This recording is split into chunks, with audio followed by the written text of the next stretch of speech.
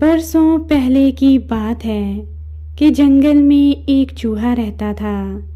اس کے گھر کے قریب ہی اخروٹ کا ایک بڑا درخت تھا۔ جب اخروٹ پکتے تو چوہا بہت خوش ہوتا کیونکہ اسے اخروٹ بہت پسند تھے۔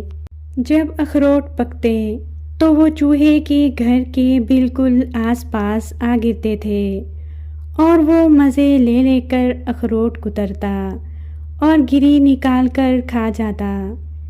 ایک مرتبہ اس نے سوچا کہ اگر میں اخروٹوں کو محفوظ کر لوں تو سال بھر ان کے مزے لے سکتا ہوں۔ وہ کسی محفوظ جگہ کی تلاش میں ادھر ادھر پھرنے لگا۔ اچانک ہی اس کی نظر ایک درخت پر پڑی جو اس کے گھر کے بالکل قریب تھا۔ اس درخت کے تنے میں ایک سوراخ تھا۔ اس نے اندر جھانکا۔ وہ درخت اندر سے کھوکھلا تھا۔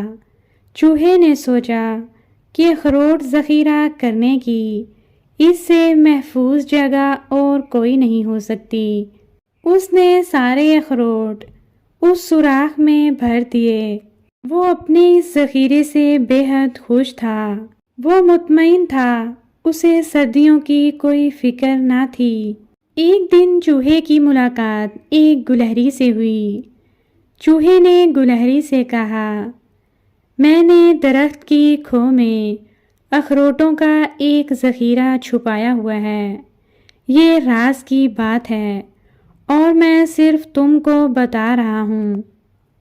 گلہری چوہے کی بات سن کر حیران ہوئی اور پھدکتی ہوئی وہاں سے چلی گئی۔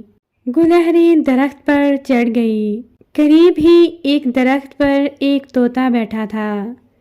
گلہری کو چوہے کی وہ بات یاد آئی۔ اس نے طوطے سے کہا، میں تمہیں ایک راز کی بات بتاتی ہوں۔ گلہری نے اسے ساری بات بتائی اور یہ بھی کہا، یہ راز کی بات ہے، میں صرف تمہیں بتا رہی ہوں۔ طوطا بھی یہ بات سن کر بہت حیران ہوا۔ پھر وہ اڑتا ہوا ایک کھیت کے اوپر سے گزرا۔ اسے کھیت میں ایک خرگوش نظر آیا۔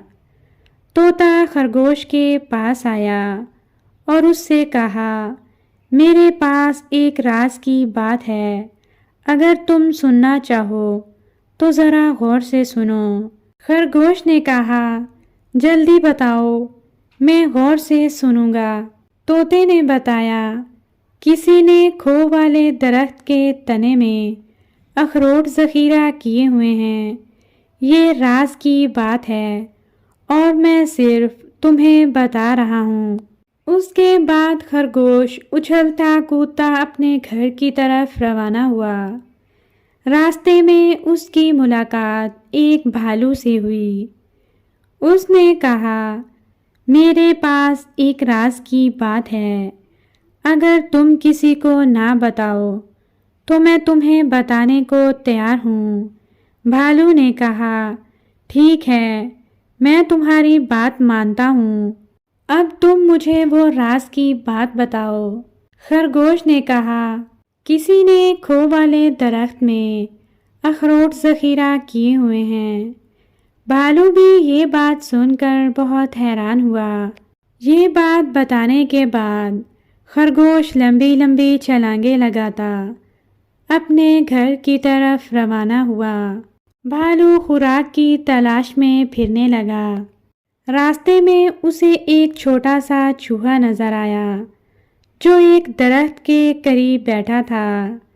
بھالو نے چوہے سے کہا، میرے پاس ایک بڑے مزے کی بات ہے، اگر تم کسی کو نہ بتاؤ تو میں تمہیں بتاؤں گا۔ چوہا کہنے لگا، مجھے تم وہ بات بتاؤ، میں کسی کو بھی نہیں بتاؤں گا۔